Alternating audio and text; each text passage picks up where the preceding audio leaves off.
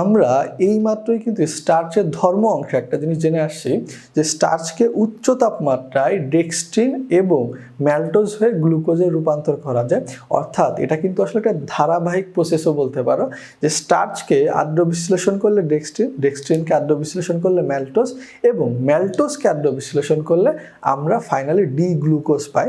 এই তথ্যটা জানা প্রয়োজন। এবার দেখো স্টার্চের ধর্ম আছে। স্টার্চ এর যে উদাহরণগুলোর সাথে আমরা পরিচিত হয়েছি, ধান, গম, আলু, সবগুলাই কিন্তু আমরা খাদ্য হিসেবে গ্রহণ করি। তাহলে আমরা কিন্তু বলতে পারি যে স্টার্চ প্রধানত খাদ্য হিসেবে গৃহীত হয়। এখন দেখো সালোক সংশ্লেষণে যে গ্লুকোজ তৈরি হয় উদ্ভিদে, ডি গ্লুকোজ তৈরি হচ্ছে, এটা সঞ্চয় করে একটা মাত্র ওয়ে আছে স্টার্চের মাধ্যমে। এর কারণটা কি? কারণ যে উদ্ভিদের সঞ্চয় পদার্থ হিসেবে কিন্তু শুধুমাত্র স্টার্চই আসে। এই জন্যই আমরা বলতে পারি যে সালোক সংশ্লেষণে সৃষ্ট যে গ্লুকোজগুলো আছে সেগুলো স্টার্চে পরিণত হবে। এর বাইরে দেখো অনেকগুলো শিল্প প্রতিষ্ঠান আছে, মেইনলি গ্লুকোজ এবং অ্যালকোহল। মদও কিন্তু অ্যালকোহলের মধ্যেই পড়ে। এই যে প্রতিষ্ঠানগুলো আছে সেখানেও কিন্তু তোমার স্টার্চ ব্যবহার হয়। এটা কিন্তু খুবই স্বাভাবিক। দেখো আমরা স্টার্চ যেহেতু গ্লুকোজ থেকে তৈরি করি, তাহলে আমরা স্টার্চ থেকে গ্লুকোজ পাবো, স্বাভাবিক। এবং তোমরা অনেকে এটাও জেনে থাকবা যে গ্রাম্য এলাকায় কিন্তু অনেক পচা বা পুরাতন ভাত দিয়েই কিন্তু তোমার আসলে মদ তৈরি করা হয়। তাহলে কিন্তু স্টার্চের একটা ভালো উদাহরণ কি ছিল? চাউল বা ভাত। তাহলে আমরা বলতে পারি যে এই চাউল বা ভাত বা স্টার্চ থেকে মদ তৈরি করা যায়। এরপরে দেখো স্টার্চ গ্লুকোজে পরিণত হয়ে জীবদেহের শক্তি এবং কার্বন অণু সরবরাহ করে।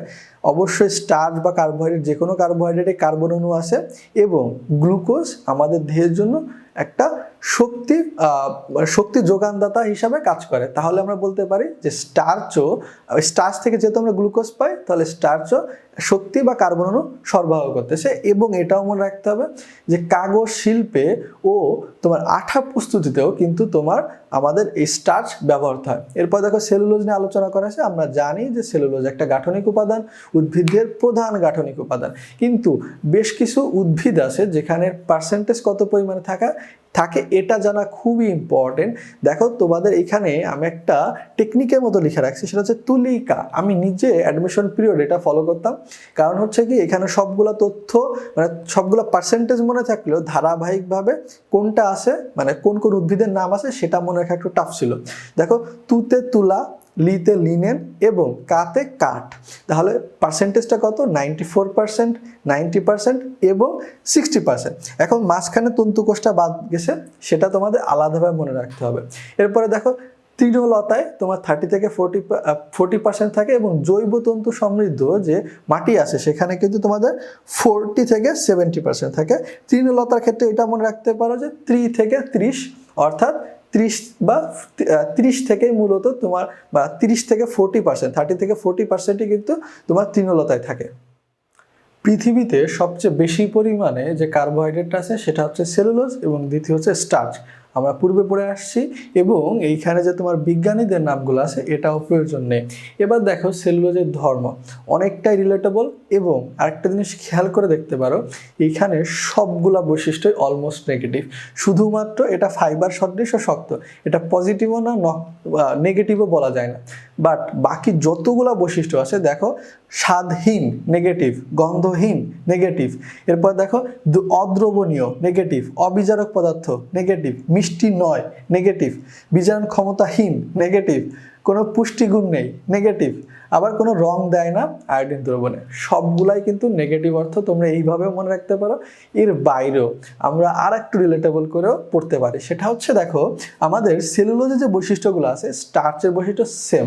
আমরা প্রধান যে পলিস্যাকারাইডগুলো আছে আমরা মেইনলি আলোচনা করতেছি স্টার্চ এবং সেলুলোজ নিয়ে, এবং স্টার্চেও দেখো ছিল স্বাদহীন, ছিল গন্ধহীন, ছিল তোমার এবং সাদা ছিল, এটা মনে রাখতে পারে। এবং সেলুলোজ কিন্তু মেইনলি আমাদের একটা তন্তু সম্পর্কে ধারণা দেয়, এবং তন্তু আমরা জানি যে পানিতে ভেসে থাকে, দ্রবণীয় হয় না, সেই কথাটাই বলা হয়েছে অদ্রবণীয়। এবং দেখো অবিজারক পদার্থ বা বিজারণ ক্ষমতাহীন, দুইটাই সেম তথ্য, বা মিষ্টি নয়। এই তথ্যগুলোর সাথে, এই দুইটা তথ্যের সাথে কিন্তু আমরা পূর্বেই পরিচিত যে সকল ধরনের পলিস্যাকারাইড কিন্তু বিজারণ ক্ষমতাহীন, এবং সকল ধরনের যে পলিস্যাকারাইড আছে সেগুলো কিন্তু মিষ্টিও নয় বা নন সুগার। এবার দেখো আয়োডিন দ্রবণে প্রয়োগে কোনো রং দেয় না। আমরা এই পর্যন্ত কিন্তু 3টা রঙের সাথে পরিচিত হয়েছি, অ্যামাইলেজ, কালো বর্ণ দেয় আয়োডিন দ্রবণের সাথে, অ্যামাইলোপেকটিন দেয় তোমার লাল বা পার্পল বর্ণ, এবং আমাদের স্টার্চ ছিল যেটা সেটা দেয় নীল বর্ণ। কিন্তু সেলুলোজ কোনো ধরনের বিক্রিয়ায় দেয় না বা কোনো ধরনের বর্ণও দেয় না। এবার দেখো এটা ফাইবার সদৃশ, আমি বারবার বলতেছি সেলুলোজ বললে আমাদের মাথায় একটা তন্তুর ছবি আসতে হবে, এই জন্য এটা ফাইবার সদৃশ। এবং এর কেন কোনো পুষ্টিগুণ নেই? কেননা আমরা হজম করতে পারি না, আমরা এটা হজম করতে পারি না। আমাদের যে পাকস্থলী বা ক্ষুদ্রান্ত্র বা বৃহদান্ত্র আছে সেখানে সেলুলেজ জাতীয় কোনো এনজাইম নেই, সো এটা আমাদের শোষণ করার ক্ষমতাও নেই। এবার দেখো আমরা সেলুলোজের ব্যবহারের সাথে একটু পরিচিত হই। সেলুলোজ আমরা বারবার বলতেছি যে তন্তু ডিমে জানতে হবে, এবং তন্তু দিয়েই কিন্তু তোমার বস্ত্র শিল্পের সকল ধরনের বস্ত্র তৈরি হয়, সেই কথাটা বলা আছে। এরপরে দেখো তোমার এটা নাইট্রেট বিস্ফোরক হিসেবে ব্যবহৃত হয় এবং তোমার ফটোগ্রাফিক ফিল্মে ব্যবহার করা হয়, ফিল্টার পেপার, টিস্যু পেপার। দেখো পেপার, ফিল্ম এই ধরনের তোমার আসলে তন্তু দ্বারা তৈরি যেসব পদার্থ আছে সেগুলো অবশ্যই সেলুলোজ দিয়ে হবে। এবং আমরা নির্মাণ সামগ্রী বা আসবাবপত্র এগুলো মেনলি কিন্তু কাঠ দিয়া বা তোমার উদ্ভিদ দিয়ে তৈরি করি, এবং উদ্ভিদের গাঠনিক পদার্থ কি? সেলুলোজ। তাহলে আমরা বলতে পারি যে নির্মাণ সামগ্রী এবং আসবাবপত্র কিন্তু সেলুলোজ দিয়ে তৈরি হয়। আর একটা তথ্য দেওয়া আছে যেটা আমি বারবার বলতেছিলাম যে আমরা হজম করতে পারি না, কিন্তু যে কাঠ খেকো প্রাণীগুলো আছে বা কীটপতঙ্গগুলো আছে সেগুলা কিন্তু তোমার আসলে এটা হজম করতে পারে সেলুলোজ। এর কারণ কি? এদের পাকস্থলীতে বা এদের আসলে তোমাদের মানে শোষণযোগ্য যে অংশগুলো আছে সেখানে সেলুলোজ জাতীয় একটা এনজাইম আছে যেটা সেলুলোজকে পুষ্টি উপাদানে বিভক্ত করতে পারে। আমাদের কেমিস্ট্রি অংশে পরিচিত থিন লেয়ার ক্রোমাটোগ্রাফিতে স্টেশনারি ফেজ হিসেবেও সেলুলোজ ব্যবহৃত হয়, এবং ছত্রাক ও ব্যাকটেরিয়া থেকে সৃষ্ট যে সেলুলোজ আছে সেটা কিন্তু তোমার বায়োটেকনোলজিতে, আমরা বায়োটেকনোলজি অংশটাও পড়বো, বায়োটেকনোলজি অংশে ব্যবহৃত হয়। এবং আমরা জানি যে সেলুলোজের একটা খুব ভালো পার্সেন্টেজ কিন্তু দেখতে পাইছিলাম আমরা তৃণলতা অংশে 30 থেকে 40% ছিল। এই তৃণলতায় কিন্তু তোমার আমাদের গবাদি পশুর প্রধান খাদ্য, তাহলে আমরা এটাও বলতে পারি সেলুলোজই গবাদি পশুর প্রধান খাদ্য। এবার দেখো স্টার্চ ও সেলুলোজের মধ্যে পার্থক্য দেওয়া আছে।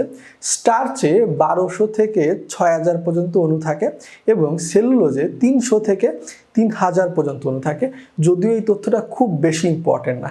এবং বাকি যে তথ্যগুলো আছে সবগুলাই দেখো আমরা পূর্বে পড়ে আসছি, শুধুমাত্র একটা বাদে, সেটা হচ্ছে স্টার্চ শাখান্বিত পলিমার, কিন্তু সেলুলোজ একটা সরল শিকল পলিমার বলা যায়। এখন স্টার্চকে কেন শাখান্বিত পলিমার বলা হয় এটাও আমরা জানি। স্টার্চকে আমরা দুইটা অংশে ভাগ করছিলাম, একটা ছিল অ্যামাইলেজ আর একটা ছিল অ্যামাইলোপেকটিন।